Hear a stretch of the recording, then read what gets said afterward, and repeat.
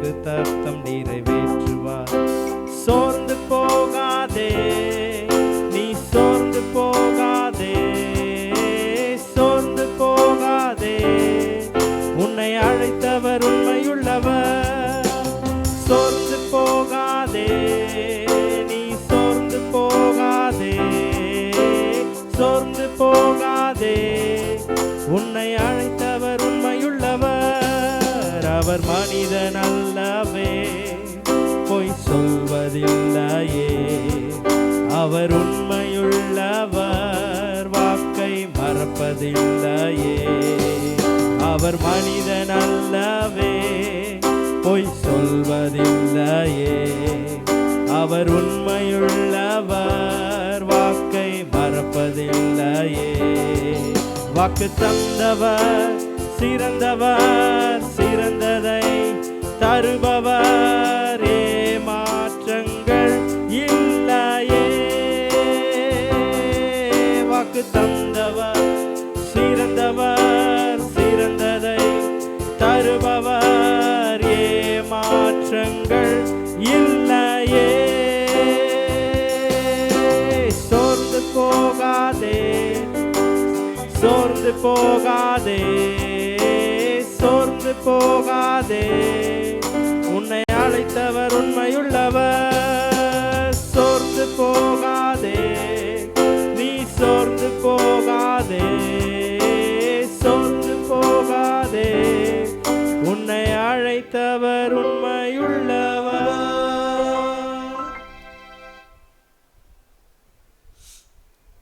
உட்கார்ந்து கொள்ளுங்கள். Yeah, please be seated. சரி, நேற்று எதை குறித்து பார்த்தோம்? ஆண்டவராகிய இயேசு கிறிஸ்து மாறாதவர். நம்ம மாறுகிற உலகத்தில் வாழ்ந்து கொண்டிருக்கிறோம், மாறுகிற நாட்களில் வாழ்ந்து கொண்டிருக்கிறோம், மாறுகிற மக்கள் மத்தியில் வாழ்ந்து கொண்டிருக்கிறோம். ஆனால் ஆண்டவர் மாறாதவர். குறிப்பாக அவருடைய வல்லமை மாறாதது. ஆண்டவருடைய வல்லமை மாறுகிறது இல்லை. ரெண்டு விதமான வல்லமை குறித்து பார்த்தோம். விசேஷமா ஆண்டவருடைய குணமாக்கும் வல்லமை மாறாதது, நம்முடைய வாழ்க்கையை மாற்றக்கூடிய ஆண்டவருடைய வல்லமை மாறாதது. ஸோ இதான் நேற்று பார்த்தோம். இன்னைக்கு ஆண்டவருடைய அன்பு மாறாதது. ஆண்டவராகிய இயேசு கிறிஸ்துவுடைய அன்பு மாறாதது. His love never changes. ஆண்டவராகிய இயேசுவுடைய அன்பு ஒருபோதும் மாறாதது. இதற்கு ஆதாரமாக எரேமியா தீர்க்கதரிசியின் புஸ்தகம் 31ஆம் அதிகாரம் 3ஆம் வசனத்திலிருந்து நான் வாசிக்கிறேன். வசனத்தின் பின்பகுதி, ஆம், அநாதி சிநேகத்தால் உன்னை சிநேகித்தேன். அநாதி சிநேகம்னா இட்டர்னல் லவ், நித்திய அன்பினால்.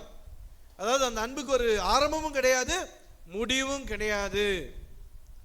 ஆரம்பமும் முடிவும் இல்லாத எவர்லாஸ்டிங் லவ், நித்தியமான அன்பு. ஆதலால் காருண்யத்தால் உன்னை இழுத்துக் கொள்ளுகிறேன். இந்த வசனம் தமிழ்லையும் மற்ற டிரான்ஸ்லேஷன்ல, இங்கிலீஷ்ல மற்ற டிரான்ஸ்லேஷன்ல பார்க்கும்போது அதனுடைய அர்த்தம் என்னன்னா, நான் உன் மேல வச்சிருக்கிற என்னுடைய அன்பு மாறாதது, ஒழியாதது. என்னுடைய அன்பு மாறாத அன்பு. அந்த அன்பு மாறாத அன்பா இருக்கிறதுனால தான் நான் உன்னை தொடர்ந்து வந்து கொண்டே இருக்கிறேன். நீ என்னை விட்டு போனாலும், உன்னுடைய அன்பில் மாற்றம் இருந்தாலும், நான் உன்னை பின்தொடர்ந்து கொண்டே வருகிறேன். நான் உன்னை நேசித்து கொண்டே இருக்கிறேன். இதான் இந்த வசனத்தில் ஆண்டவர் இஸ்ரவேல் ஜனங்களுக்கு தன்னுடைய தீர்க்கதரிசியை கொண்டு சொன்னது. வேதாகமம் முழுசுமே பார்த்தீங்கன்னா ஆண்டவர் அவருடைய ஜனங்களுக்கு சொல்லுகிற வார்த்தை இது. பல விதத்தில் சொன்னாரு. என்னுடைய அன்பு அநாதி சிநேகம், நித்தியமான அன்பு, மாறாத அன்பு. ஸோ வேதத்திலிருந்து ஒரு சிலருடைய வாழ்க்கை மற்றும் ஆண்டவர் சொன்ன ஒரு உதாரணம், அதுல இருந்து கடவுளுடைய அன்பு உங்களையும் என்னையும் எப்படி நேசிக்கிற ஒரு அன்பு, மாறாததான ஒரு அன்பு.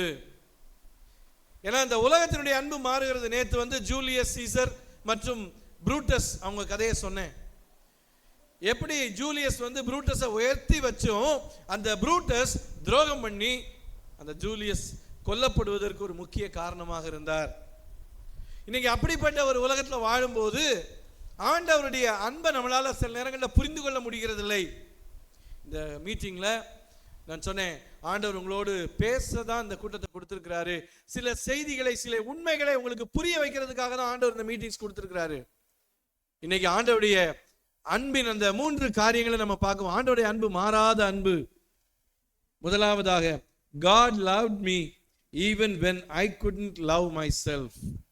அதாவது ஆண்டவர் என்னை எப்ப நேசிச்சாரு? நானே என்னை நேசிக்க முடியாமல் இருந்த நிலைமையில் அவர் என்னை நேசித்தார். நானே என்ன நேசிக்க முடியல. பொதுவா சொல்லுவாங்க, காக்கைக்கு தன் குஞ்சு பொன் குஞ்சு. அந்த காக்கா தன்னுடைய காக்கா குட்டியை எப்படி செய்யும்? குஞ்சு எப்பனாலும் அதுக்கு அது தங்க நிறம் தான், கருப்புலாம் தெரியாது. அதே மாதிரி ஒரு தாய் தன்னுடைய பிள்ளையை நேசிப்பாங்க, பெற்றோர் பிள்ளைகளை நேசிப்பாங்க, இது இயல்பு.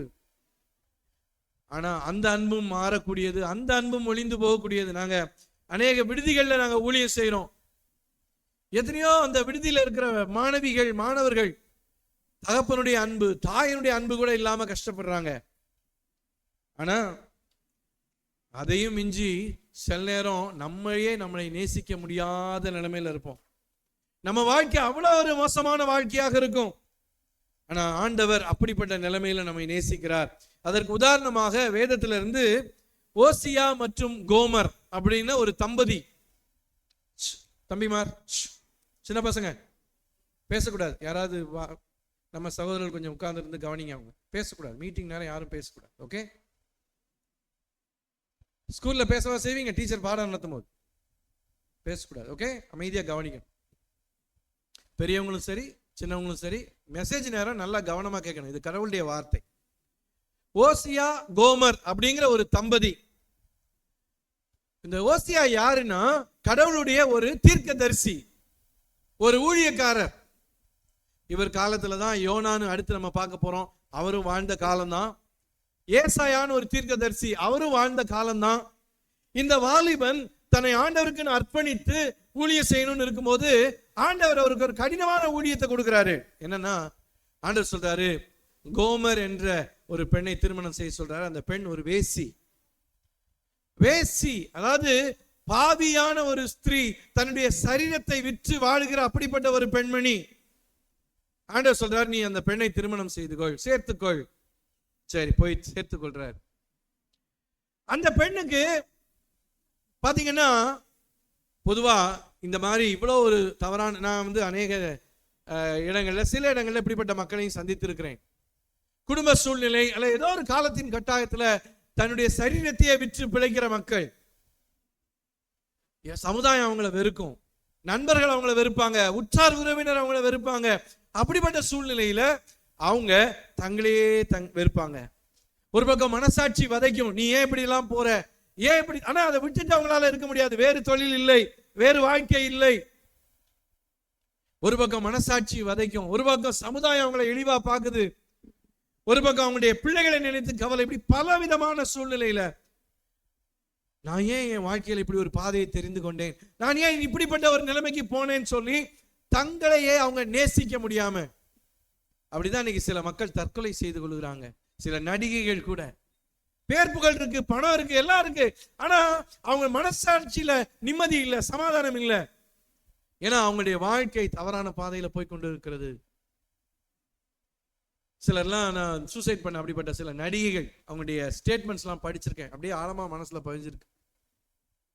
சில நோட் எழுதி வச்சுட்டு சூசைட் பண்ணிடுவாங்க. காசுக்கு குறை இல்லை, ஆனா அவங்களுடைய மனசாட்சியின் சில கேள்விகளுக்கு அவங்களாலே பதில் சொல்ல முடியல, அவங்களாலே அவங்கள நேசிக்க முடியல. இந்த கோமர் அப்படிப்பட்ட ஒரு பெண்மணியாகத்தான் வாழ்ந்து கொண்டிருந்தாள். ஆனா ஆண்டவர் சொல்றாரு, நீ போய் அந்த கோமரை சேர்த்துக்கொள்.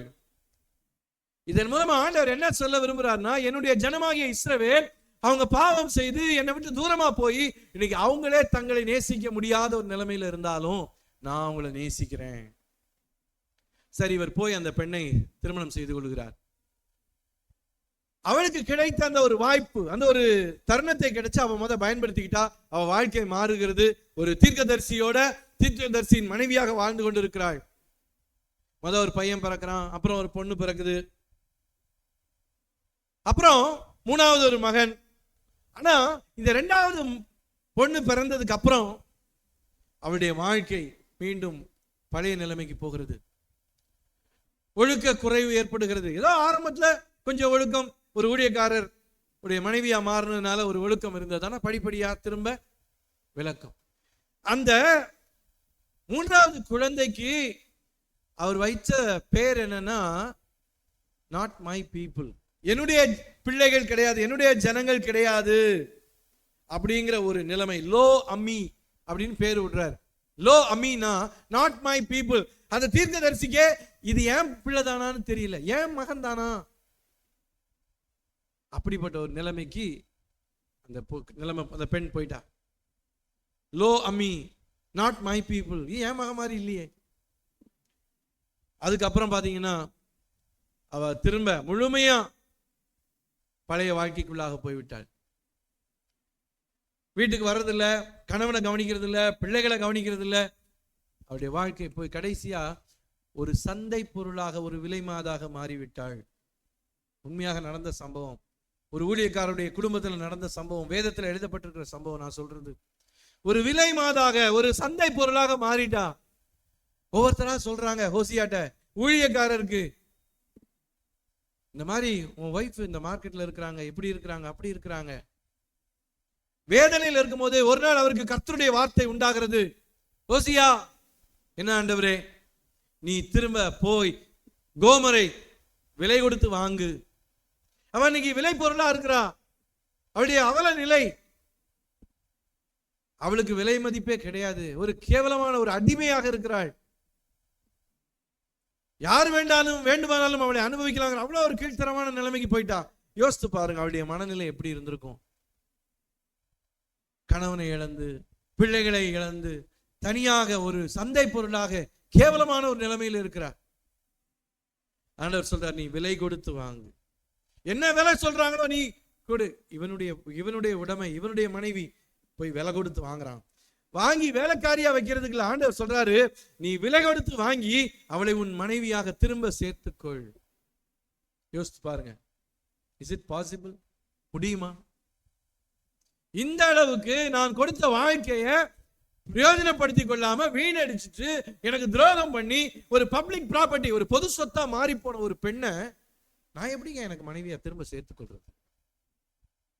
இது எப்படி சாத்தியம்? உண்மையிலே அவளே தன்னை நேசிக்க முடியாமல் இருந்த ஒரு நிலைமையில ஆண்டவர் சொல்றாரு, நீ அவளை விலை கொடுத்து வாங்கி திரும்ப மனைவியாக அவளை நேசி. உடனடியாக ஓசியா அதற்கு கீழ்ப்படுகிறார். இது எல்லாத்திலையும் ஆண்டவர் இந்த தன்னுடைய அன்பை குறித்த ஒரு செய்தியை தன்னுடைய ஜனங்களுக்கு சொல்லும்படியாக தான் அந்த ஹோல் சம்பவத்தை செய்யறாரு. ஏன்னா ஆண்டவர் சொல்றாரு, இப்படித்தான் என்னுடைய ஜனங்களும் இருக்கிறாங்க. என்னை விட்டு விலகி போனதுனால அவங்களுடைய எல்லா ஆசீர்வாதங்களையும் இழந்து, தன்னுடைய தேசத்தை இழந்து, தன்னுடைய ஆசீர்வாதத்தை இழந்து இன்னைக்கு ஒரு கேவலமான நிலைமையில இருக்கிறாங்க. அவங்கள நேசிக்க முடியாத நிலைமையில என் ஜனங்கள் இருக்கிறாங்க. ஆனா அந்த நிலைமையில நான் அவங்கள நேசிக்கிறேன். என்பவர்களே, ஒரு தீர்க்கதரிசியுடைய வாழ்க்கை மூலமா, குடும்ப வாழ்க்கை மூலமா தன்னுடைய ஜனங்களுக்கு ஆண்டவர் சொன்ன ஒரு எளிய செய்தி இதுதான். நீங்களே உங்களை நேசிக்க முடியாம இருக்கலாம். உங்க பாவத்தினாலையும், உங்க பாவத்தினால் வந்த விளைவினாலையும் இன்னைக்கு நீங்களே உங்களை நேசிக்க முடியாம இருக்கலாம். ஆனா நான் உங்களை நேசிக்கிறேன். ஏனென்றால் என்னுடைய அன்பு மாறாத அன்பு. unchanging love. my love never changes. உங்களுக்காக, உங்கள் மேல் நான் வைத்திருக்கிற இந்த அன்பு மாறாத அன்பு. இதுதான் ஆண்டவர் சொல்லி கொடுத்தார் ஹோசியா கோமர் மூலமா. அடுத்து இரண்டாவது, God loved me even when I failed. நான் தோற்று போன நிலைமையிலும் என் தேவன் என்னில் அன்பு கூர்ந்தார். முதலாவது, நானே என்னை நேசிக்க முடியாத நிலைமையில என் ஆண்டவர் என்னை நேசித்தார்.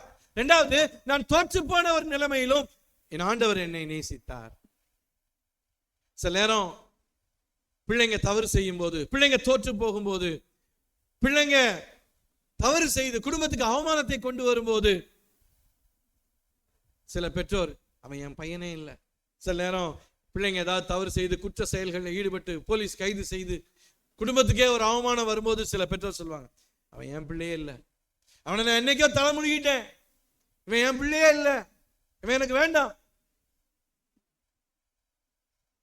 அப்படிப்பட்ட ஒரு நிலைமையில கூட வாழ்க்கையில தோற்று போனவங்க, தோல்வியை சந்திச்சவங்க, தோல்வியாகவே மாறி போன வாழ்க்கையுடையவங்களை கூட ஆண்டவர் அவருடைய அன்பு மாறுறது இல்லைங்க. நான் சொன்னேன், ஹோசியா அந்த தீர்க்கதரிசி வாழ்ந்த காலத்திலே வாழ்ந்த இன்னொரு தீர்க்கதரிசி யோனா. இந்த யோனாட்ட ஆண்டவர் ஒரு நாள் பேசுறாரு, யோனா நீ நினிவேங்கிற ஒரு ஊருக்கு போ. அவர் இருக்கிற ஊர்ல இருந்து ஒரு 550 மைல் வடகிழக்கு பகுதிக்கு போனோம், தரை வழியா போனோம், பயணம் போய் அங்க அந்த நினிவே மக்கள் அவங்களுடைய தலைநகர்ல, அதான் நினிவே, போய் பிரசங்கம் பண்ணு. அந்த மக்கள் பாவம் பண்ணிட்டாங்க, அவங்கள நான் 40 நாள் அழிக்க போறேன். ஆனா யோனாவுக்கு ஆண்டவர் சொன்ன இந்த கட்டளை பிடிக்கல. ஏன்னா அந்த நினிவே மக்கள் இவங்களுடைய எதிரிகள், அவங்க அழியணும் தான் விரும்பினாரு. இவர் போய் பிரசங்கம் பண்ணா அந்த மக்கள் நீங்க அழிய போறீங்கன்னு எச்சரிப்பு கொடுத்தா, அவங்க ஒருவேளை மனம் திரும்பிட்டா, ஆண்டவர் அவங்களை காப்பாத்திட்டா, எங்க எதிரிகள் சாக மாட்டாங்களே, அதனால நான் போக மாட்டேன்னு சொல்லி என்ன பண்ணாரு, ஆண்டவர் சொன்ன நினிவேக்கு போகாம ஒரு துறைமுகத்துக்கு போய் கப்பல் ஏறி 2500 மைல் வட மேற்கு பகுதிக்கு போயிட்டார். ஆண்டவர் சொன்ன திசைக்கு நேர் ஆப்போசிட்டா 2500 மைல், 5 மடங்கு தூரத்துக்கு போயிட்டார். சரி, அவருக்கு இஷ்டம் இல்லாத ஆண்டவர் செய்ய சொன்னாரு, முடியாதுன்னு ஓடுறாரு, ஆண்டவர் விட்டு ஓடுறாரு. அன்பார்களே, ஆண்டவரை விட்டு சக்சஸ்ஃபுல்லா நம்ம ஓடவே முடியாது. நம்ம எங்க போனாலும் ஆண்டவர் இருக்கிறார். இவர் போறாரு, கப்பல்ல டிக்கெட் கிடைச்சிருச்சு, ஏறி அடித்தளத்துக்கு போய் நல்லா தூக்கம் போட்டார். நல்லா தூக்கமும் வந்துருச்சு, தூங்கிட்டு இருக்கார். ஆனா பயங்கரமான புயல் ஆண்டவர் அனுப்புறார். சரி, தன்னை விட்டு ஓடி போற ஒரு மனுஷன், ஆண்டவரே நீர் எனக்கு வேண்டாம், உங்களுடைய கட்டளை எனக்கு வேண்டாம், நீர் கொடுத்த ஊழியம் எனக்கு வேண்டாம், I don't want to have anything with you, நீங்க எனக்கு வேண்டவே வேண்டாம் என் வாழ்க்கையிலன்னு சொல்லி தன்னை விட்டு ஓடுகிற ஒரு மகனை தேடி போகிற அன்புதான் இயேசுவின் அன்பு. ஆண்டவர் அவங்க கூட கப்பல் மாதிரி போறார், அங்க புயலை அனுப்புகிறார். புயல்லையாவது எந்திப்பான்னு பார்த்தா இந்த பையன் எந்திக்கல, யோனா நல்லா தூங்கிட்டு இருக்கார். அப்புறம் மக்கள்லாம் பயந்து அப்புறம் சீட்டு போடுறாங்க. சீட்டு யார் பேர்ல விழுது? யோனாவின் பேர்ல சீட்டு விழுது.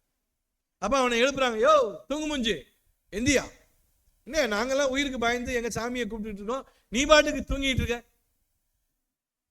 இந்த மாதிரி சீட்டு போட்டா உன் பேர் தான் வந்திருக்குன்னு சொல்லி சொல்லும் போது, நீ யாரு, எங்க இருந்து வர? அப்ப சொன்னான், இந்த சமுத்திரத்தையும் எல்லாத்தையும் உண்டாக்குன கடவுளை தீர்க்கதரிசினா, ஆனா என்ன பண்றேன், அவருடைய சமூகத்தை விட்டு விலகி ஓடுறேன்.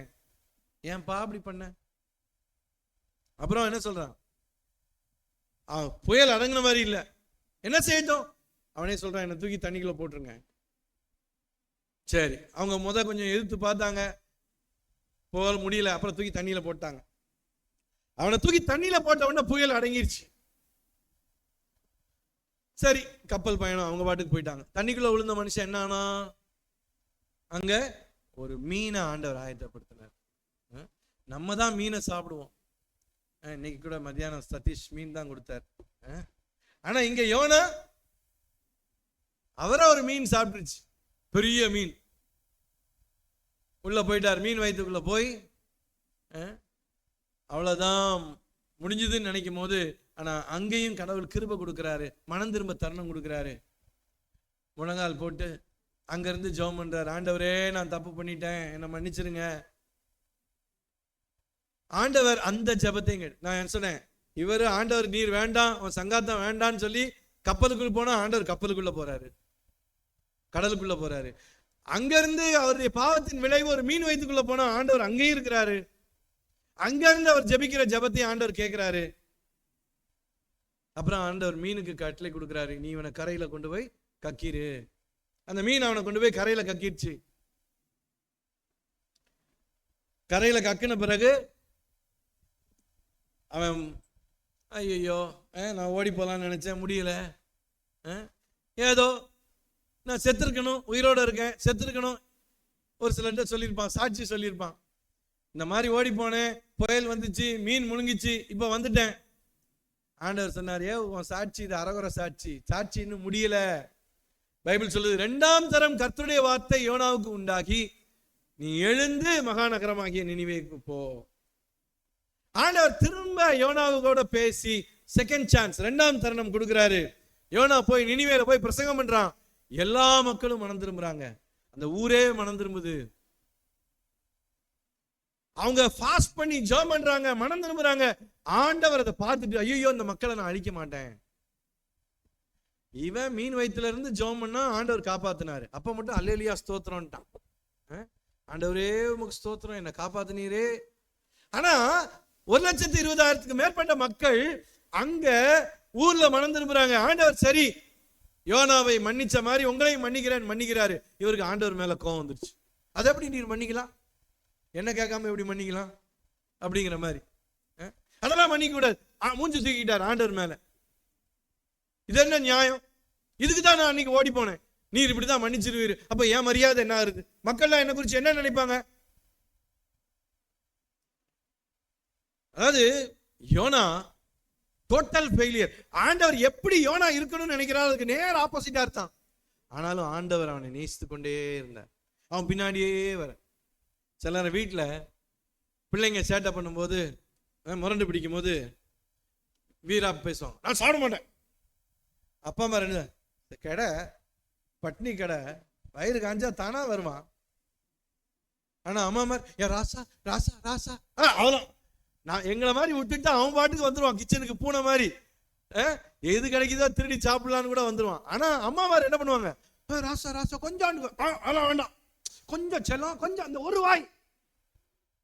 ஆண்டவர் அந்த மாதிரி தான் போறாரு. யோனா யோனா யோனா ப்ளீஸ் யோனா ப்ளீஸ் யோனா. அவர் ஒண்ணு அதெல்லாம் முடியாது, நான் எதுக்கு உயிரோட இருக்கிறேன், நான் செத்தா நல்லா இருக்கு. அரே செத்தா நல்லா இருக்குன்னா ஏன் மீன் வயிற்றுல இருந்து அன்னைக்கு ஏன் ஜெபம் பண்ண? அன்னைக்கு மட்டும் ஆண்டவரை காப்பாத்தும் ஆண்டவரை காப்பாத்தும், காப்பாத்தின பிறகு நான் ஏன் வாழ்றேன், செத்தா நல்லா இருக்கும்.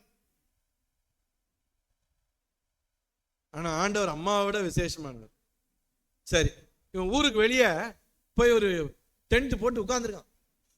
சரி ஆண்டவர் எப்படியாவது அழிச்சிருவார், என் வார்த்தையை காப்பாத்திடுவார், நான் கோவப்பட்டேன்னு அவருக்கு தெரியும் அப்படின்னு இந்த ஊர் அழிதான் பார்க்கலானே உட்கார்ந்துருக்கான். ஆண்டவர் அப்போ என்ன பண்றாரு, ஒரு ஆமணக்கு செடி முளைக்க வைக்கிறார். வந்து நல்லா நிழல் கொடுக்குது. நம்ம மதுராந்தகம் ரோட்ல கூட நடந்து போ, காலில் இன்னைக்கு வாக்கிங் போகும் பார்த்து 2 பக்கமும் மரம் இருந்துச்சுன்னா நடக்க அவ்வளோ கூலா இருக்கும்.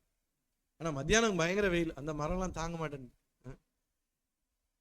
அந்த மாதிரி இவருக்கு நல்ல உச்சி வெயில நல்ல கூலா நிழல். உடனே அவரு ரொம்ப சொகுசா பரவாயில்ல நல்லா இருக்குன்னு எப்படா இந்த ஊர் அழியுதுன்னு பார்க்கலான்னு காத்துட்டு இருந்தா, அடுத்து ஆண்டவர் என்ன பண்றாரு, இந்த யோனாவால ஆண்டவர் எவ்வளவு பிஸியா இருக்கிறார். நினிவே மக்களால கூட ஆண்டவருக்கு இவ்வளவு வேலை இல்லை, இந்த ஒரு யோனாவால. உடனே அந்த பூச்சி அந்த இலையெல்லாம் சாப்பிட்டுது, வெயில் சுள்ளுன்னு அடிக்குது. யோனாக்கு முடி ரொம்ப கிடையாதுன்னு நினைக்கிறேன். அந்த மண்டையில வழுக்க தலையில சொட்டுன்னு அப்படி வெயில் அடிச்சோன்னா அவருக்கு ஒரே இது சுள்ளுன்னு வெயில் அடிக்குது. என்னடா உடனே கோபம் வந்துருச்சு. ஆண்டவரே என்ன இது, அந்த ஆமணக்கு செடி இந்த பூச்சி சாப்பிட்டுருச்சு. ஆமா ஆண்டவர் கேட்கிறேன், ஐயோ நீ ஏன் அந்த மரத்தை வச்ச, ஓசியில முளைச்ச ஒரு மரத்தை ஒரு பூச்சி சாப்பிட்டுருச்சுன்னு இவ்வளோ உனக்கு கோபம் வருத? நான் படைச்ச மக்கள் எத்தனையா தடவை நான் செத்தா நல்லா இருக்கும், நான் செத்தா நல்லா இருக்கும். நான் அடிக்கடி சொல்லுவேன், நானா இருந்தா சாவிடான்ருவேன், உன் ஆசை உன் விருப்பத்தின்படியே ஆக கடவுதுன்னு இருப்பேன். ஆனா ஆண்டவர் பொறுமையுள்ளவர், வேணாம் ராசா ராசா சாகாதையா. ஆனா எல்லாத்துலயும் பாத்தீங்கன்னா ஆல்மோஸ்ட் கடைசி வரைக்கும் ஒரு தோல்வி தோல்வி. ஆண்டவர் எதிர்பார்த்த மாதிரியே இல்லாம, ஆனா ஆண்டவர் அவனை பின்னாடி வந்து நேசிச்சு நேசிச்சு நேசிச்சு. நம்ம எதிர்பார்க்கறது ஒண்ணு, நம்ம பிள்ளைங்க இருக்கிறது ஒண்ணுன்னா நம்ம என்ன சொல்லுவோம், ஐயோ என் பிள்ளைங்க இப்படி ஆயிட்டாங்க, நான் எதிர்பார்த்தேன் இப்படி படிப்பாங்க. சில ரிசல்ட் ஃபெயில் ஆயிட்டாங்கன்னா என்ன வரும், பிள்ளைங்க ஃபெயில் ஆயிட்டாங்கன்னா சில வீட்டுல எல்லாம் பயங்கரமா அடி விடும். சாப்பாடு கிடையாது, இன்னைக்கு வீட்டுக்கே வராத, எங்கேயாவது போ, எங்கேயாவது ஆடு மேய்க்க போ, மாடு மேய்க்க போ. யோனா ஒரு எக்ஸாம்ல ஃபெயில் ஆகல, எல்லா எக்ஸாம்லயும் ஃபெயில். ஆனாலும் ஆண்டவர் என்ன செஞ்சாரு, அவனை நேசிச்சு. எனக்கு உண்மையிலேயே யோனா கதை ரொம்ப பிடிக்கும். ஆண்டவர் அந்த 1,20,000 பேரை நேசித்ததை விட யோனாவை அதிகமாக நேசித்தார். அன்பாளர்களே, இன்னைக்கு உங்க வாழ்க்கையிலும் அதுதான். நிறைய நேரம் பிசாசு நம்முடைய தோல்விகளை காட்டி காட்டி, ஆண்டவர் வாலிபத்தில் அவனை நேசிச்சார் உண்மைதான்.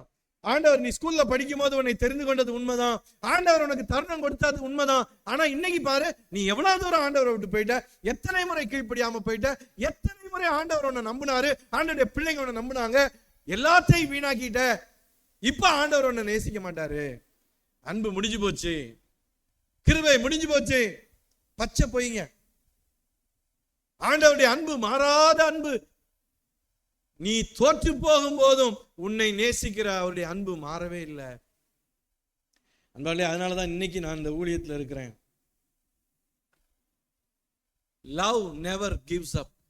அன்பு ஒரு காலம் முடியாதுன்னு விடாது. இவ்வளவுதான் என் பையன், இவன் திருந்த மாட்டான், இவ்வளவுதான் இவங்க திருந்த மாட்டாங்க, அவங்க திருந்த மாட்டாங்க. அன்பு ஒரு நாள் அப்படி விடாதுங்க. Love gives second chance or even another chance. அன்பு எப்பவுமே இன்னொரு தருணம் கொடுக்கும். நீ உன் வாழ்க்கையில பல முறை விழுந்து போயிருக்கலாம், பல முறை தோற்று போயிருக்கலாம். பிசாசு அதனால சொல்லுவான், உனக்கெல்லாம் வாய்ப்பே கிடையாது, உன் சாட்சியை சொன்னா ஊரே சிரிக்கும். இவங்க எல்லாம் சாட்சி சொல்றாரு, பாண்டி சாட்சி சொன்னாரு, நீ எல்லாம் சாட்சி ஸ்டேஜ்ல போய் என்னத்த சொல்லுவ, எவ்வளவு நேரம் சொல்லுவ? விழுந்தேன் எழுந்தேன், விழுந்தேன் எழுந்தேன், விழுந்தேன் எழுந்தேன், விழுந்து கொண்டிருக்கிறேன், எழுந்து கொண்டிருக்கிறேன், எனக்காக ஜெபித்துக் கொள்ளுங்கள். God's love reaches me to the pit. நீ ஒரு குழியில கிடக்குற, அங்க வரைக்கும் ஆண்டவர் உன்னை தேடி வராரு. ஆனா உன்னை குழியிலே விட மாட்டாரு. அவர் உனக்காக ஆயத்தப்படுத்தி இருக்கிற ஒரு பிளாட்ஃபார்ம்ல ஆண்டவர் உன்னை உயர்த்துவாரு. இங்க யோனா விஷயத்துல இன்னொரு காரியம் என்னன்னா, யோனா செஞ்ச ஊழியத்தை விட ஆண்டவருக்கு யோனாவை தான் பிடித்தது. நம்ம ஆண்டவருக்காக என்ன செய்யறோங்கிறது இல்லைங்க, ஆண்டவருக்கு அது பிரியமா இருந்ததுனால நம்மளை பிடிக்காது, ஆண்டவருக்கு நம்மளை பிடிக்கும். ஆண்டவருக்கு நம்மளை பிடிக்கும், அதனால நம்ம செய்யறதையும் பிடிக்குது, அவ்வளவுதான். ஆண்டவருடைய அன்பு மாறாத அன்பு. மூன்றாவதாக, God loved me because he is love. அவர் அன்பே உருவானவர். God is love. தேவன் அன்பாகவே இருக்கிறார். ஆண்டவர் என்னை இன்னைக்கு வரைக்கும் ஏன் நேசிச்சிட்டு இருக்காரு தெரியுமா? ஆண்டவர் உங்களை இன்னைக்கு வரைக்கும் ஏன் நேசிச்சிட்டு இருக்காரு தெரியுமா? பிகாஸ் ஏன்னா God is love. தேவன் அன்பாகவே இருக்கிறார். அவர் அன்பே உருவானவர். மற்றபடி நம்ம தகுதிப்படி பார்த்தா ஆண்டவர் இப்ப நம்ம மேல செம்ம காண்டா இருக்கணும், எரிச்சலா இருக்கணும், என்னைக்கே தண்ணி தெளிச்சு விட்டுருக்கணும். அவருக்கு அது தெரியாதுங்க. God is love. தேவன் அன்பாகவே இருக்கிறார். இதுக்கு உதாரணமா ஏசாமி சொன்ன கதை, ப்ராடிகல் சன், கெட்ட குமாரன் கதை. பைபிள் எங்க இருக்கு? லூக்கா எத்தனை பேர் அமைதியா இருக்கீங்க? 15, லூக்கா 15, Luke 15, கெட்ட குமாரனுடைய கதை. இங்க அவர் அப்பாவுக்கு 2 பசங்க. இதையும் ஏசாமி கடவுள் தன்னுடைய ஜனங்களை நேசிக்கிற அன்பை குறித்து சொல்லும்படியாக, பாவிகளை நேசிக்கிற அன்பை குறித்து, அன்புக்கு தகுதியே இல்லாதவங்களை ஆண்டவர் நேசிக்கிறார். ஏன்னா அவர் அன்பானவர், அன்பான அப்பா. சோ அப்பாவுக்கு 2 பசங்க, மூத்தவன் இளையவன். அப்போ இளையவன் ஒரு நாள் கேட்கிறான், அப்பா ஆஸ்தியில எனக்கு வரும் சொத்தை பிரிச்சு கொடு. பொதுவா அந்த நாட்கள்ல அப்பா இறந்த பிறகுதான் சொத்தை பிரிச்சு பிள்ளைகளுக்கு உயிர் எழுதி வச்சிருவாங்க. அந்த போர்ஷன் எப்ப போய் சேரும்னா அப்பா இறந்த பிறகுதான். உயிரோட இருக்கும் போதே கேட்கறான்னா என்ன அர்த்தம்னா, யோ நீ செத்து தொலையா, how I wish you die, நீ செத்தா நல்லா இருக்கும்னு ஆசைப்படுறேன். அந்த மாதிரி அப்பா பிரிச்சு கொடுத்துட்டாரு. பிரிச்சு கொடுத்த உடனே இளையவன் என்ன செய்யறான், அதை எடுத்துட்டு தூர தேசத்துக்கு பிரயாணம் பண்ணி போறான். ஜாலியா இருக்கான். ஏன்னா இப்ப கையில என்ன இருக்கு? காசு இருக்கு, பழமுள்ள மரம், பறவைகள் நிறைய வரும், ஃப்ரெண்ட்ஸ் இருந்தாங்க. பைபிள்ல போட்டிருக்கு, அவன் வேசித்தனத்துல எல்லாத்தையும் வீணாக்கணும். அவன் கண்ணு ஆசைப்பட்ட எதையும் அவன் விளக்கல, எதை செய்யணுமோ அதை செஞ்சான். காசு இருந்துச்சு, ஆனா காசு கொஞ்சம் கொஞ்சமா கம்மியாயிட்டே வந்துச்சு. இவன்கிட்ட இருந்த எல்லா காசும் காலியாகுது, ஊர்ல பஞ்சம். அப்ப அவனுக்கு சாப்பிட வழி இல்ல. ஓஹோன்னு இருந்தவன், நண்பர்கள் புடைசூழ இருந்தவன், இன்னைக்கு நண்பர்கள் போயிட்டாங்க, சாப்பாடு இல்ல, எதுவுமே இல்ல, வேலை கிடைக்கல. கரெக்டா பன்னி மேய்க்கிற வேலையில போய் சேர்றான். யூதர்கள் பன்னினா ரொம்ப கேவலமான அவங்க சாப்பிடவே மாட்டாங்க, தொட மாட்டாங்க. அப்ப அவ்வளவு ஒரு கேவலமான வேலையில போய் அதுவாது கிடைச்சா பரவாயில்லன்னு போய் சேர்றான். அங்க அவனுக்கு சாப்பாடு சரியா கிடைக்கல. அப்போ பன்னி தின்கிற தவிட்டினால் வயிற்றை பசியை போக்கிக் கொள்ள ஆசைப்பட்டான். அந்த தவிடை யாரும் என்ன செய்யலையா கொடுக்கலாம். இதாங்க கொடுறோம். எந்த உலகத்தை நம்பி போனானோ அந்த உலகம் அவனுக்கு தவிடு கூட கொடுக்கலங்க. எந்த தகப்பனுடைய அன்பு வேண்டான்னு சொல்லி உலகத்தின் பின்னாக போனாங்க போது தகப்பன் எல்லாத்தையும் கொடுத்திருந்தாரு. எல்லாத்தையும் விட்டுட்டு இப்ப தவிடு கூட கிடைக்காத ஒரு இடத்துக்கு வந்துட்டான். சரி, அப்பதான் அவனுக்கு புத்தி தெளியுது. உண்மையிலே கெட்ட குமாரர்கள் நிறைய பேர் மனம் திரும்புறது தேவாலயத்துல கிடையாது, பன்னிக்குடியில தான். ஆலயத்துல மெசேஜ் கேட்கும் போது, ரிவைவல் மீட்டிங்ல மெசேஜ் கேட்கும் போதெல்லாம் நாங்கெல்லாம் மனம் திரும்ப மாட்டோம். நானும் கெட்ட குமாரன் தான். அங்கெல்லாம் என்னையா இன்னும் பேசிக்கிட்டு இருக்காரு, இன்னும் மணி 9 ஆக போகுது, எனக்கு கொடுத்ததே லேட்டா தான் கொடுத்தாங்க. சும்மா சொல்றேன், எதாவது யோசிச்சுட்டு இருப்போம். இவர் என்ன இது, என்ன அப்படி சொல்றாரு அப்படி சொல்றாரு. நாங்கெல்லாம் மெசேஜ் கேட்டு நிறைய நேரம் மனம் திரும்பல. ஆனா இவன் எங்க இருந்தான், பண்ணி மேய்ச்சிக்கிட்டு இருக்கும் போது, பண்ணி நாட்டத்துல இருக்கும் போது, பட்டினியில இருக்கும் போது தான் அவனுக்கு அப்பா ஞாபகமே வருது. எங்களுக்கு ஆலயத்துல இருக்கும் போது ஏசப்பா ஞாபகம் வரல, பன்னிக்குடியில இருக்கும் போது தான் ஏசப்பா ஞாபகம் வந்துச்சு. அல்லேலூயா. அங்கேயாவது ஆண்டவர் எங்களை தொட்டாரு. அப்போ யோசிக்கிறான், எங்க அப்பா வீட்டுல வேலைக்காரங்களுக்கே சாப்பாடு இருக்கு, இங்க எனக்கு சாப்பாடு கூட இல்லையே, நான் எழுந்து என் தகப்பனிடத்திலே போவேன்னு சொல்லி தீர்மானம் பண்ணி என்ன பண்றான், உடனே புறப்பட்டான். தீர்மானம் பண்றது ஒண்ணு, அதை நிறைவேற்றுறது ஒண்ணு. உடனே புறப்பட்டு போறான். அப்போ இன்னைக்கா நேத்தா சொன்னாங்க, ஜோசப் சொன்னாங்க, அவங்க அப்பாவுக்கு அவன் வருவான்னு தெரியாது, வருவான்னு கூட நிச்சயம் இல்லை, தெரியாது. ஆனா ஒவ்வொரு நாள் எதிர்பார்த்தாரு. ஆனா எனக்கு என்னுடைய நம்பிக்கை, எப்படியோ அவன் அப்பாவுக்கு தெரியும், என் அன்பு ஒரு நாள் இல்லாட்டி ஒரு நாள் வேலை செய்யும். எங்க போனாலும், எவ்வளவு தூரம் போனாலும் என் அன்பு மறக்க முடியாத அன்பு, என் மருந்து வேலை செய்யும். அதனாலதான் டெய்லி வந்து பாக்குறாரு, எங்க வரானா, இன்னைக்கு வரானா.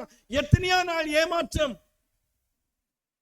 அன்பானவர்களே, எந்த ஒரு மனைவியும் அந்த அளவு எதிர்பார்த்திருக்க மாட்டா. உலக பிரகாரமான எந்த ஒரு தகப்பனும் அந்த மாதிரி எதிர்பார்க்க வேணா. இது ஆண்டவர் சொன்னது பரம பிதாவினை அன்பை குறிக்கும்படியாக. அந்த அன்பு தான் இப்படிப்பட்ட அன்பு. எத்தனையோ ஆண்டுகளாக நம்ம ஏமாற்றத்தை கொடுத்திருக்கிறோம். நல்லா 19 வருஷம் ஆண்டவருடைய அழைப்பை புறக்கணிச்சவன். போங்க, எனக்கு வேண்டாம். எத்தனை செய்தி மூலமா ஆண்டவர் என்கிட்ட பேசினாரு, எத்தனை சாட்சி மூலமா பேசினாரு, எத்தனை முறை என் இருதயத்தை உடைச்சாரு. ஆனாலும் கல்லாக்கிக்கிட்டு நான் இப்படித்தான் இருப்பேன். ஆனா அவருக்கு தெரியும், 19 வருஷம் ஆனாலும் ஒரு நாள் நீ வருவ, எனக்காக காத்து கொண்டே இருந்தார். தூரத்துல வரும்போதே பாக்குறாரு, ஓடி போய் அவனை அரவணைக்கிறாரு. இங்க இருந்து போகும்போது ராஜ வஸ்திரம் தரித்து போறான், ஆஸ்தியோட போறான், எல்லாத்தோட போறான். இப்ப வரும்போது ஒரு பிச்சைக்கார மாதிரி வரான். ஆனாலும் இந்த நிலைமையில நீ செத்தா தாவலன்னு சொல்லி அப்பாட்ட இருந்து காசை பிடிங்கிட்டு போனவன் பிச்சைக்காரனா வரான். என்ன ஒரு வேலைக்காரனாவது ஏத்துக்கோன்னு கேட்கிறான். அந்த அன்பே உருவானவராகிய தகப்பனை தவிர வேற யாராலையும் அவனை அந்த நேரமையில ஏற்றுக்கொள்ள முடியாது. ஏன் ஏற்றுக்கொள்றார்? அவனுடைய அன்புக்கு அவன்கிட்ட ஒரு தகுதி, ஒரு அருகதை இல்லை. ஆனா அந்த குணம், அன்பு அவர்கிட்ட இருந்துச்சு. அன்பாகவே இருக்கிறார். அவனுக்கு எல்லாமே, மாற்று வஸ்திரம் எல்லாமே கொடுத்து சந்தோஷப்பட தொடங்கினார்கள். ஆம் பிரியமானவர்களே, என்னுடைய வாழ்க்கையில யோசித்து பார்க்கும்போது எல்லாத்தையும் ஆண்டவர் எனக்கு கொடுத்த ஆண்டுகள், படிப்பு, ஆரோக்கியம், எத்தனையோ காரியத்தை இழந்து ஒரு கேவலமான நிலைமையில நான் நிர்பந்தத்தின் அடிப்படையில தான் ஆண்டவர்கிட்ட வந்தேன். எனக்கு ஆண்டவர் கொடுத்த ஓப்பன் இன்விடேஷனை சந்தோஷமா ஏற்றுக்கொண்டு எல்லாமே இருக்கும்போது ஆண்டவர்கிட்ட வரல. அவமானம், ஜெயிலு, எத்தனையோ காரியங்களை சந்தித்து விட்டு வேற வழியே இல்லாம நான் வந்தேன். அப்பவும் அவர் என்னை நேசிச்சார். நம்மளா இருந்தா எனக்கு தெரியும்டா, ஒரு நாள் இல்லாட்டி நீ இப்படிதான் வெட்கப்பட்டு வருவேன்னு எனக்கு தெரியும், கொஞ்சம் வெளியே முழங்கால் போடு, நல்லா ரியலைஸ் பண்ணி சாரி கேட்டு உள்ளவா. நம்ம அப்பதான் பழி வாங்குவோம்ல. இனிமே அவன் எங்கேயும் போக முடியாது, நம்ம தான் கதின்னா நம்ம என்ன செய்வோம், we will take revenge. ஆனா அப்பா, ஏசப்பா, அவருடைய அன்பு அவனை அப்படியே ஹக் பண்ணிட்டாரு. ஆம் பிரியமானவர்களே, நிறைய நேரம் நம்ம ஆண்டவர்கிட்ட மனம் திரும்பி வரும்போது நம்ம தகுதியை பார்க்கிறோம். ஆண்டவர் என்ன மன்னிச்சிருவாரா, நான் அதெல்லாம் பண்ணேன், ஆனா இப்ப நான் ஆழமா மனம் திரும்புறேன்ல, இப்ப நான் சீரியஸா ரியலைஸ் பண்றேன்ல, இவ்வளவு நான் ஜெபம் பண்ணிட்டேன்ல, ஆண்டவர் என்ன ஏற்றுக்கொள்வார்ல, நான் உபவாசம் பண்றேன்ல, ஆண்டவர் என்ன மன்னிப்பார்ல. இந்த ஒரு தகுதியினாலே ஆண்டவர் நம்மளை ஏற்றுக்கொள்ளலங்க. அவர் அன்பாகவே இருக்கிறார். எப்படி இருக்கிறாரு? அன்பாகவே இருக்கிறார். அதனாலதான் அவர் ஏற்றுக்கொள்ளுகிறார். நம்ம உபவாசமோ நம்ம ராத்திரி ஜெபமோ, உபவாசம் பண்ணுங்க நல்லது, ஜெபம் பண்ணுங்க நல்லது, ஆனா அதனால ஏசாமி என்னை ஏற்றுக்கொண்டாரு நினைக்காதீங்க. இல்ல கொடுத்த காணிக்கையினாலேயோ. No no no no. அவர் அன்பே உருவானவர். அந்த அன்பு உண்மையிலே அன்பானே என்ன இயேசுவிடத்துல கொண்டு வந்து இன்னைக்கு வரைக்கும் பிடிச்சுக்கிட்டு இருக்குது அந்த அன்பு தான். ஏன்னா என்னையே நான் நேசிக்க முடியாமல் இருந்த நிலைமையில ஏசாமி என்னை நேசிச்சாரு. என் வாழ்க்கையே நான் கீழ்ப்படியாம போய் போய் போய் என் வாழ்க்கையே ஒரு தோல்வி, என் குடும்பத்துல நான் தோல்வி, என் சொந்தக்காரங்க மத்தியில நான் தோல்வி, நண்பர்கள் மத்தியில தோல்வி, ஒரு தோல்வியின் சின்னமாக இருக்கும்போது ஏசாமி என்னை நேசித்தார். அது மாத்திரமல்ல, என்னுடைய சில துரோகங்கள், என்னுடைய கேவலமான பாவ வாழ்க்கை, அருவருக்கத்தக்க வாழ்க்கை, அவர் அன்பே உருவானவராக இருந்ததுனாலதான் அவர் என்னை நேசிச்சார். வேற யாரும் என்னை நேசிக்க முடியாது. வேற எந்த தகுதி என்னிடத்துல இல்ல. ஆனா அவருடைய அன்பு, அந்த சிலுவையின் அன்பு, சிலுவையில வெளிப்படுத்தப்பட்ட அந்த அன்பு என்னையும் நேசித்தது. இந்த என்னுடைய ஃபேவரட் ஒரு உண்மை சம்பவத்தை சொல்லி முடிக்கிறேன். அதன் பிறகு ஒரு பாட்டு, அதோட முடிச்சிடலாம். நான் நிறைய தடவை சொல்லியிருக்கேன். நம்ம பிரான்சிஸ்லாம் ஒரு 50 தடவையாவது 25 தடவையாவது கேட்டிருப்பார் இந்த கதையை. ஆனா ஒவ்வொரு தடவை சொன்னால், ஏன்னா இங்கேயும் ஒரு சில புது மக்கள்லாம் இருக்கீங்க, ரொம்ப ஒரு இப்படிப்பட்ட ஒரு அன்பான தகப்பன் அவர் நம்மளை நேசிக்கிறார். நம்மளே நேசிக்க முடியாத நிலைமையில அவர் நம்மளை நேசிச்சிட்டாரு சொல்லிட்டேன். நீங்க தோற்று போன நிலைமையில ஆண்டவர் உங்களை நேசிக்கிறாரு. அவர் அன்பானவராகவே இருக்கிறதுனால உங்களை நேசிக்கிறார். அப்ப நீங்க என்ன செய்யணும்? What you should to. அதுக்கு தான் இந்த கதை, உண்மை சம்பவம். இந்த பிக்சர் காட்டினீங்கன்னா, ஒவ்வொரு செவ்வாய்க்கிழமையும் நான் செங்கல்பட்டு ஹாஸ்டல்ல ஊழியத்துக்கு போறேன், ஒரு கேர்ள்ஸ் ஹாஸ்டல். அப்போ நாங்கள் சனிக்கிழமை போவோம். ஆரம்ப நாட்கள்ல ஒவ்வொரு சனிக்கிழமை நான் பிரதர் மைக்கேல் ஆரம்பத்தில் போவோம். அப்போ ஒரு நாள் அன்னைக்கு மைக்கேல் உள்ள பாட்டு பாடிட்டு இருந்தாரா என்னன்னு எனக்கு தெரியல. நான் தனியா பஸ்ல போறேன். காம்பவுண்டுக்குள்ள பெரிய காம்பவுண்ட் அது. அங்க பாத்தீங்கன்னா ஒரு சின்ன மிருக காட்சி சாலை மாதிரி இருக்கும். கழுதை இருக்கும், பன்னி இருக்கும், நாய் இருக்கும், ஆடு இருக்கும், மாடு இருக்கும், பாம்பு இருக்கும், எல்லாமே இருக்கும். அன்னைக்கு நான் வந்து பிள்ளைங்க ஏற்கனவே பாட்டு பாடிட்டு இருக்காங்க, மீட்டிங் லேட் ஆயிடுச்சு, நான் வேகமா போறேன். போனா பயங்கரமா நாய் குலைக்கிற சத்தம். என்னடான்னு பார்த்தா இது ஆனா வெள்ளை பண்ணி. நான் பார்த்தா ஒரு கருப்பு பன்னிக்குட்டி. இது வெள்ளையா இருக்கா, அது கருகருன்னு இருந்துச்சு, கருப்பு பன்னிக்குட்டி. நீங்க பார்த்துருப்பீங்கல்ல நிறைய சாக்கடையில் அங்கங்க. ஆனா அது சாக்கடைலாம் எல்லாம் நல்லா சுத்தமா இருந்துச்சு, கருகருன்னு நல்லா கருப்பா பன்னிக்குட்டி, செல்லம் போல ஒரு பன்னிக்குட்டி. எனக்கு பார்க்கும்போது செல்லம் போல தான் தோணுச்சு. 8 நாய், இதுல கூட நாய் போட்டிருக்காங்க, ஒரு 8 நாய் அந்த பன்னிக்குட்டியை சுத்தி நின்று கடிக்குது. இந்த பக்கம் ஒண்ணு, இந்த பக்கம் அது பண்ணி, இந்த பக்கம் சின்ன குட்டி பண்ணி. எனக்கு மனசு உருகிச்சு. ஒண்ணு ஒரு கல்லை எடுத்துட்டு நாய் மேல எறிறேன், துரத்துறேன். ஒண்ணு என்ன பண்ணிச்சு, நாயெல்லாம் ஒரு பக்கம் வந்துருச்சு, 8 நாய் இந்த பக்கம் நிக்குது, பன்னிக்குட்டி இங்க நிக்குது. அப்ப நான் பண்ணிட்டு சொல்றேன், போ போ ஓடு ஓடு, உயிரை காப்பாத்திக்கோ. அதுக்கு தமிழ் தெரியல. அது என்ன பண்ணுது, என்னை தாண்டி அந்த நாய் கூட்டத்துக்குள்ள அப்படியே போகுது. இந்த நாய் 8 நாய் வெறித்தனமா பார்த்துக்கிட்டு இருக்கு. ஆனா நான் இருக்கிறேன்னு ஒரு பயம். அது என்னை கடந்து அந்த நாயை கடந்து போற வரைக்கும் நல்ல நாய் மாதிரியே இப்படி இருந்துச்சு. கொஞ்சம் தாண்டி போனோன்னு 8 நாயும் சேர்ந்து திரும்ப துரத்த ஆரம்பிச்சிருச்சு. உடனே நான் பைய கீழே போட்டு, பைபிள் பேக் எல்லாம் கீழே போட்டு ஓடி போய் திரும்ப ஒரு கல் எடுத்து திரும்ப நாய் மேல எரிஞ்சு, திரும்ப நாயெல்லாம் 8 நாய் இந்த பக்கம், இந்த ஒரு பன்னிக்குட்டி இந்த பக்கம். இப்போ ரொம்ப சீரியஸ் ஆயிட்டேன். ஏய் அந்த பக்கமா போ. இப்போ அதுக்கு எனக்கு புரிஞ்சிச்சு. சாரி அங்கிள், நான் போன தடவை கேட்கல அப்படின்லாம் அது சொல்லல. அது என்ன பண்ணிச்சு, திரும்பியும் என்ன அப்படியே பார்த்துட்டு என்ன கடந்து வந்து திரும்ப அந்த நாய்க்குள்ளதான் போகுது, நாய் கூட்டத்துக்குள்ள. அந்த நாய் திரும்பியும் பவ்யமா இருக்குது. அதை தாண்டின திரும்ப 8 நாய் திரும்ப துரத்துது. துரத்தின அப்படி சுத்திக்கிச்சு, நடுவுல பன்னிக்குட்டி மாட்டிக்கிச்சு. 3ஆவது தடவை ஓடி போய், ஏன்னா அங்க பிள்ளைங்க பாட்டு பண்ண, நான் தான் போய் பிரசங்கம் பண்ணணும், மைக்கேல் பிரசங்கம் பண்ண மாட்டார். சோ என்ன பண்ற, நேரா போய் 3ஆவது தடவையா போய் காப்பாத்தி திரும்ப நாயெல்லாம் இங்க நிக்குது, பன்னிக்குட்டிங்க. இப்ப ரொம்ப இன்வால்வ் ஆயிட்டேன். அறிவு கட்ட பண்ணி, இப்படியே சொன்னேன். எப்படி அறிவு கட்ட பண்ணி, அது பண்ணி தானே. உங்க அம்மா மாதிரி சில நேரம் உங்களை திட்டுவாங்க, அது தப்பு. ஆனா நான் பன்னிக்குட்டியை தான் சொன்னேன், அறிவு கட்ட பண்ணி இப்படி போ. அது பார்த்துட்டு sorry uncle I can't speak Tamil அப்படின்ட்டு அப்படியே என்னை தாண்டி திரும்பியும் அதே நாய்க்குள்ள திரும்ப அந்த 8 நாயும் துரத்துச்சு. அப்போ எனக்கு உண்மையிலே மனசு கேட்கல. இதுக்கு மேலே நான் ஓடிக்கிட்டே இருக்க முடியாது.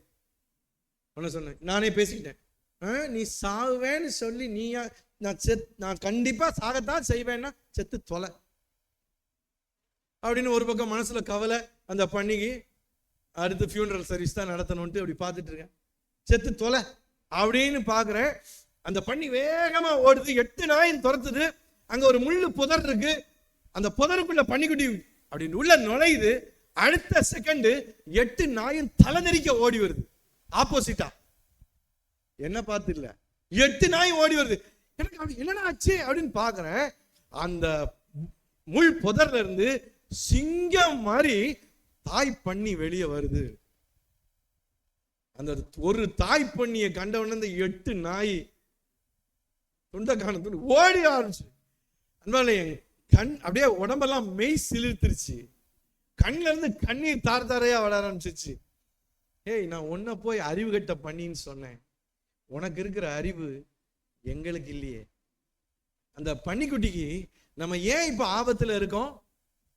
யாரை விட்டு வந்துட்டேன்? எங்க அம்மாவை விட்டு நான் தூரமா வந்ததுனால இப்ப ஆபத்துல இருக்கேன். இப்பவும் எனக்கு தப்பிக்க வாய்ப்பு கிடைச்சா நான் எங்க தான் ஓடுவேன்? யார்கிட்ட தான் ஓடுவேன்? எங்க அம்மாட்ட தான் ஓடுவேன். நான் காப்பாத்தி நீ இந்த பக்கம் ஓடு இந்த பக்கம் ஓடுன்னு சொன்னா அது மனசுக்குள்ள ஏதோ விட்டாளு. இந்த பக்கம் ஓடுனா நீ போன பிறகு இந்த நாய் என்ன சாப்பிட்டுருவியா? எனக்கு பாதுகாப்பு எங்க தான்? எங்க அம்மாட்ட. 3 தடவை நான் காப்பாத்தி இப்படி போனாலும் நான் இப்படித்தான் போவேன். இங்கதான் எனக்கு பாதுகாப்பு. இந்த அம்மாவை விட்டு நான் ஓடி வந்ததுனாலதான் இன்னைக்கு இந்த ஆபத்துல இருக்கேன். திரும்ப இந்த அம்மாட்ட தான் நான் போவேன். ஒரு குட்டி பண்ணிக்கு இருக்கிற அறிவு அநேக நேரம் நமக்கு இல்ல. சில நேரம் நம்ம வாழ்க்கையில சந்திக்கிற பிரச்சனைகள், போராட்டங்கள் நம்ம ஆண்டவரை விட்டு தூரமா வந்ததுனாலதான். பிரச்சனை தீரணும்னு நினைக்கிறோம், கஷ்டம் தீரணும்னு நினைக்கிறோம். அதுக்கு ஒரே வழி, திரும்ப நம்ம ஆண்டவர்கிட்ட போகணும். ஒரே தசை அது ஓடுறது. அந்த ஓட்டத்துக்கு நடுவுல எத்தனை நாய் தடையா இருந்தாலும் சரி, எத்தனை ஆபத்து இருந்தாலும் சரி, இந்த ஒரே திசையில தான் நம்ம ஓடணும். நான் என்னுடைய 19வது வயசுல ஆண்டவர்கிட்ட வரும்போது ஈஸியா இல்லை என் வாழ்க்கை. ஓடும்போது தூரமா ஓடும்போது ஈஸியா ஓடிட்டேன். திரும்ப ஆண்டவர்கிட்ட வரும்போது நிறைய தடைகள் இருந்துச்சு. ஆனா எனக்கு தெரியும், ஈஸியான பாதையில நான் போகக்கூடாது, சரியான பாதையில போகணும், சரியான திசையில போகணும், என் தகப்பனை நோக்கி நான் போகணும். இந்த அன்பு தான் நமக்கு பாதுகாப்பு, மாறாத அன்பு. ஆண்டவர் இன்னைக்கு உங்களை தன்னுடைய மாறாத அன்பினால் நேசிக்கிறார். பிசாசு சொல்ற பொய்யை நம்பாதீங்க. ஆனா நீங்க செய்ய வேண்டியது, ஏசப்பா நான் உம்மிடத்துல வரேன், உம்மிடத்துல திரும்பி வரேன், என்னை ஏற்றுக்கொள்ளுங்க. ஆண்டவருடைய அன்பை நீங்க ருசிப்பீங்க, பாதுகாப்பை நீங்க அனுபவிப்பீங்க. தேவன் தாமே கிருபை செய்வாராக. கண்களை மூடி ஜெபிக்கலாம். அந்த சின்ன பன்னிக்குட்டிக்கு இருந்த அந்த அறிவு, அந்த சின்ன பன்னிக்குட்டிக்கு இருந்த ஞானம், விவேகம், நான் ஏன் இந்த ஆபத்துல இருக்கிறேன் அதை விளங்கி கொண்டு இந்த ஆபத்து நீங்கணும்னா நான் எங்க அம்மாட்ட போகணும்னு சொல்லி ஓடிச்சு. நம்ம ஏசப்பாட்ட இன்னைக்கு ஓடுவோம். நம்முடைய வாழ்க்கையின் திருப்பு முனை இந்த நாளாக அமையட்டும். ஆண்டவரை நோக்கி நம்ம ஓடுவோம். வழியில எத்தனை தடை இருந்தாலும் சரி, ஆபத்து இருந்தாலும் சரி, ஆண்டவர் நம்மை எடுத்து செல்லுவார். ஆண்டவர் நம்மை பாதுகாப்பார், அவர் பார்த்துக் கொள்வார். எங்கோ நான் வாழ்ந்து அறியாமல் அலைந்து தேடி வந்தே, எங்கோ நான் வாழ்ந்தேன் அறியாமல்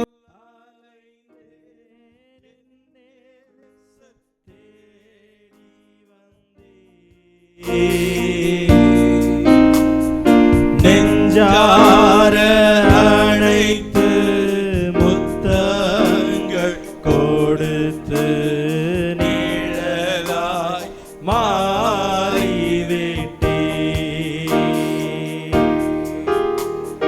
நெஞ்சார அழைத்து முத்தங்கள் கொடுத்து நிழலாய்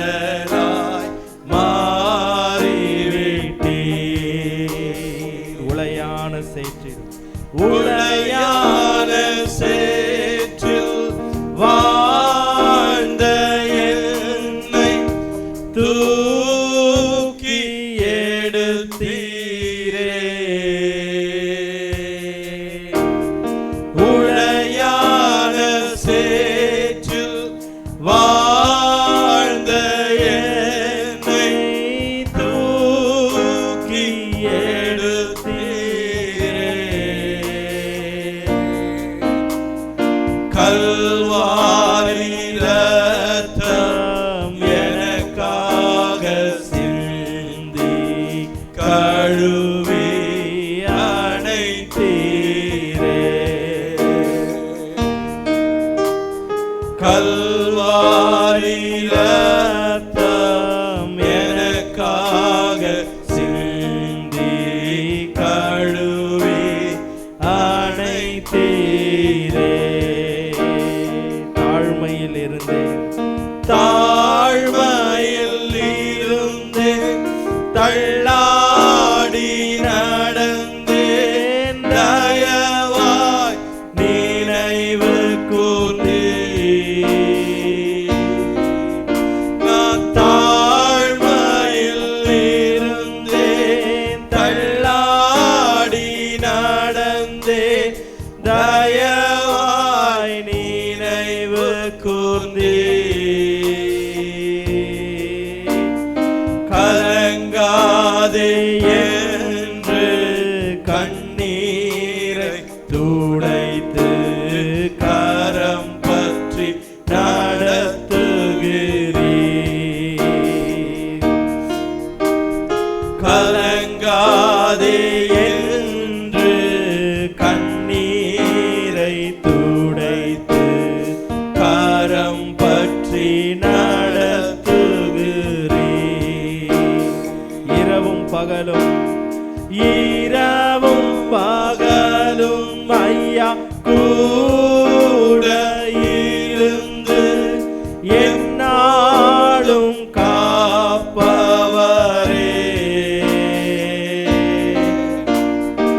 இரவும் பகலும் ஐயா கூட இருந்து என்னாலும் காப்பவரே.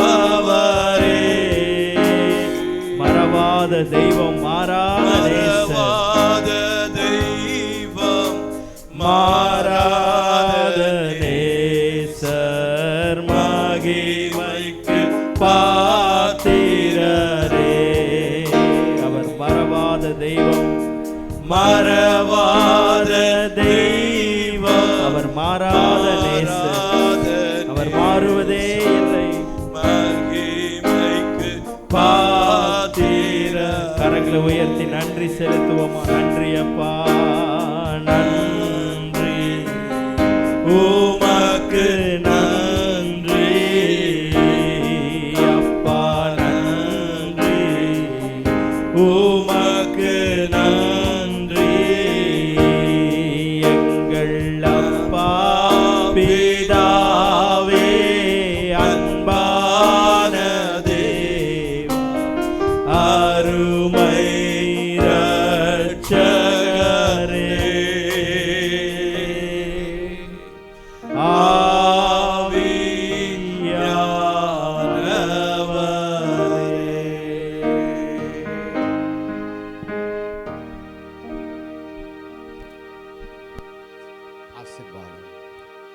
ஜெபிக்கலாம்.